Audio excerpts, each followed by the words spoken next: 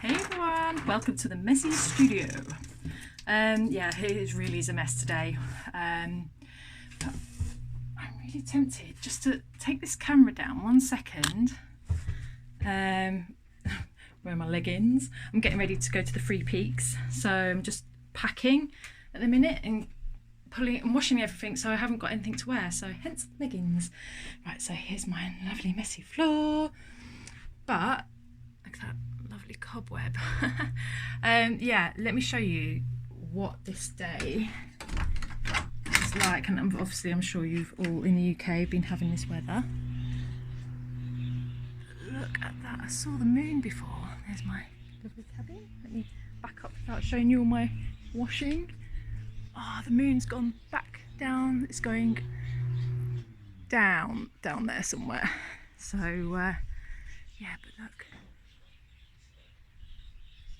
Oh, it's absolute. I love working on days like this.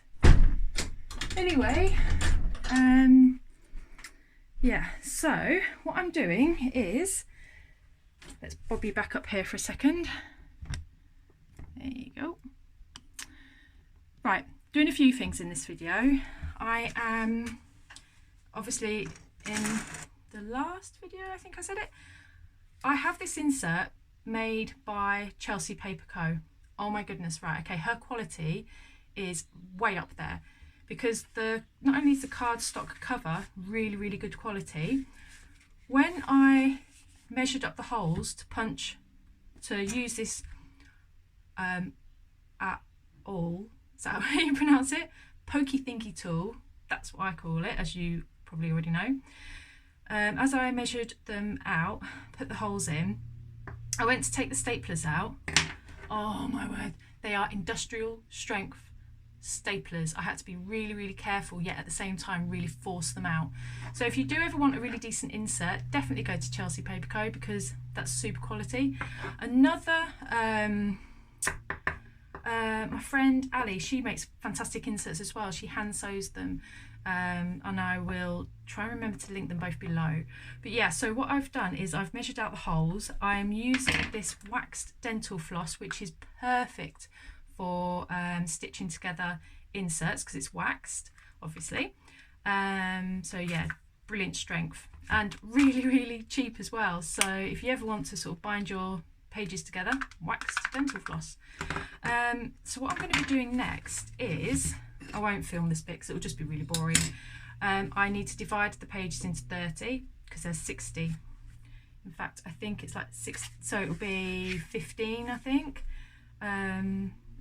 Yeah, because 60 pages, so it'll be 15. So I need 2 signatures, so 2 piles of 15. Then I'll sew each signature together. Then I'll sew the signatures onto a cover. Now, because with 2 signatures together, the possibility of it being slightly wider, yeah, there's this possibility of it being slightly wider. So this will then possibly be too narrow, I'm assuming. That, and I accidentally sort of went right through on the holes, but that, it doesn't really matter because I can still put like washi tape down there. Because this is going to get completely recovered. If anything, I might even paint it. I might paint it, like put a layer of gesso down and then do some sort of painting on it. So there's that. Right, so I'm just going to do that process. I don't think I'll bother filming it actually. It really will be too tedious. And then we'll get on to some journal process. And then I will show you an exclusive preview of one of the Traveller's Notebooks that I've been making. I have a few on the go and loads of other things. I just, like, I want to tell you everything, but there's so much going on. And with this weekend coming up, with me going away, it's one of those things where it's a massive dream of mine to do it, but at the same time I have so much work to do. But it's one of those things where it's like, rein it in, Jez, just rein it in. Because I have to, by the way, Jez is what my friends call me, if you wondered. But yeah, I have to rein it in and to sort of take my time. Because it's like, and I'll quickly say this before I carry on, it's like, make sure it's still recording, yeah. Something in me a few weeks ago clicked. and I remember when it was as well. There's a couple of incidences, and it was like a culmination of lots of different things, but a couple of incidences in particular. And one of them was if I really, really need to be true to myself, I really need to do the things that I want to do. And when I made that decision, and it's a bit of a long story, I won't go into it all, but basically when I made that decision, something happened, something clicked inside, and then it was like a floodgate of ideas opened, and now I have to work hard to realise, to work on those ideas. And it literally is constantly working, but in a good way, because I love what I do, to really get ahead of myself, because there's no point in me opening the shop when I only have a couple of items, only to constantly be catching up with myself all the time, which is what I found before. So yeah, anyway, without further ado, let me get this sorted out. We'll do a journal process, and then I'll talk some more later on. I'll show you the sneak peek of one of the traveller's notebooks. Again, this is super secret stuff, and I would really appreciate it if you keep it secret. It's not going to be out until well, the notebooks won't be in the shop obviously until the 1st of October, so until then. But that being said, I will be launching a blog post to reveal the brand name in about a week's time, just before October the 1st. So anyway, let me get on with this, and then I should fade out now and come back to you very soon. Okay, yeah, so I'm definitely going to have to get a wider piece of cardstock to sew these into, because obviously with the two signatures sat together, it is going to be slightly wider, only ever so slightly. So do that. So that's going to be something that I'm going to come back to once I come back from Yorkshire. I'm going to try and find some really nice cardstock. I don't know if I should go for patterned or plain, because I do want to paint it or decorate it in some way, so it probably will be just good quality craft paper. So yeah, I'm going to keep that in here. This you've probably already seen, really handy. Was a free pull-out in Project Car magazine, and it is very handy. It's quite like wide inside, so you can fit a good like couple of these inserts. So I'm going to keep them in there. So that will be a project I'm going to come back to once I'm home from Yorkshire. So I'll keep them safe in there. And without further ado, I'm going to do some art journaling in my other traveller's notebook. So we'll do that, and then I'll come back to you after that and give you a little sneak peek of one of the traveller's notebooks that I've been working on.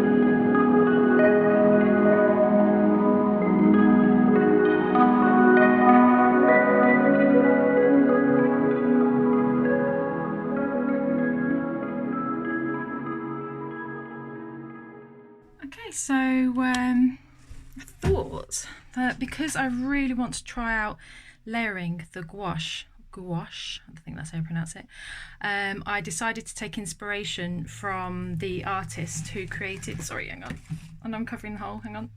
Yeah, who created this, and I have tagged her in Instagram, and it's a fantastic way of swatching and practicing layering gouache with these sort of, you know, patterns. So I thought I'd just take inspiration from that, play around with them. Now what I did with this one is picked up, as you would have seen, I picked up some of the colour and added some yellow, a bit of orange at first, then yellow, and it's come out beautifully. I don't know if you can really see that. Really nice. And then I practiced with the metallics on here, that is silver metallic, and yeah, just practiced with the shape of the brush as well as practicing with the new brushes I have. So lots of techniques were practiced in this: layering, control of the brush. That's what these leaves are for, as well as practicing leaves with the brushes. And then the flower, I just wanted to blend some colours quickly together just to see how that would look. So yeah, really happy. And I also wanted to try and re-wet the gouache because I haven't done that yet, and it re-wets beautifully, really well. If there's too much water, just get the tube and add just a tiny little bit more paint to thicken it out a bit. But it's a really great way, be back up here, to practice using gouache. Now I really want to learn, sort of like do some mixed media techniques with it as well, so really am trying to practice as much as I can, because I do have some ideas that I would like to run with. Let me just go and grab my journal. So yeah, you see this Dina Wakeley Media Journal. This is something that I will be using for October, or starting to use in October at least. I have lots of ideas that I will be using this for, particularly for me personally, to practice something that I'm really interested in doing. I have been interested in doing for a long time. It's to do with needlework, so watch out for that. So that's one of the ideas that I'm like, oh, desperate to get started on. So yeah, so with gouache, now I was going to obviously do a journal page, but then I thought, well, I'm not in the right mindset for a journal page today, so I'll do one when I get back. But I really wanted to also sort of test out to see if I could use pen on top of this. So let me just grab my, let me just see. I'm not really going to be using gouache in journal spreads that I'm going to be writing on top of, but I was intrigued as to whether or not this pen, in fact I'll just do it really rough.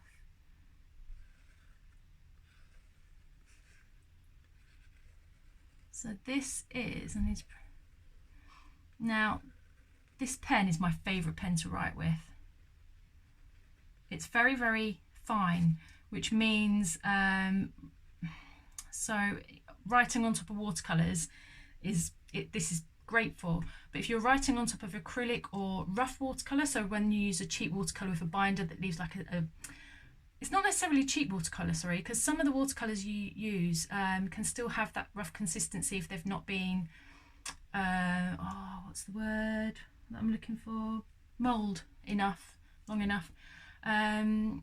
So yeah, the little bits can clog up your pen, which is what is kind of happening with this, but only because it's very fine and it's a fountain pen. So what I really need to be using on that is something like, so that'll do, drawing pen, one of these.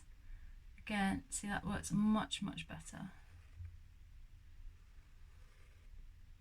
That's better. And yeah, so you can write on top of it. This is with a 0.3 and it's it's with archival ink. So yeah, that works brilliantly.